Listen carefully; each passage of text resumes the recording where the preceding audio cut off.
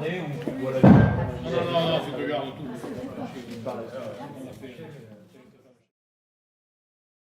Bien évidemment, le député doit voter des lois au niveau de l'Assemblée, c'est même son rôle premier. Donc il doit avoir une portée nationale et l'intérêt national doit primer. Mais on sait aussi que le député doit être le représentant de son territoire. Et le Lot-et-Garonne, qui a beaucoup d'atouts, est un des territoires et un des départements les plus pauvres d'Aquitaine et de France. Nous sommes quasiment à la traîne. Or, je crois qu'on peut, en tant que député, avoir une légitimité forte pour tout d'abord mettre les gens autour de la table et travailler ensemble. Et jusqu'à maintenant, ce n'est pas ce qui a été fait.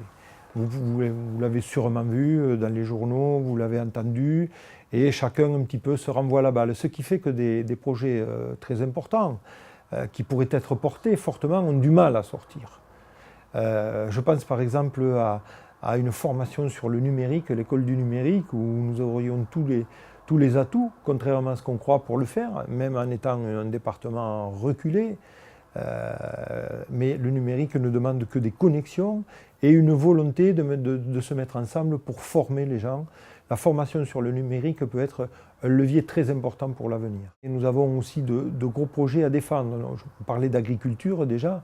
L'agriculture qui est une chance pour l'avenir, parce que l'agriculture a beaucoup souffert, mais je crois que dans l'avenir, ça sera un élément très important. Il y a un développement d'un gros projet qui s'appelle Agrinov dans le Néraquais, que je soutiendrai très fortement.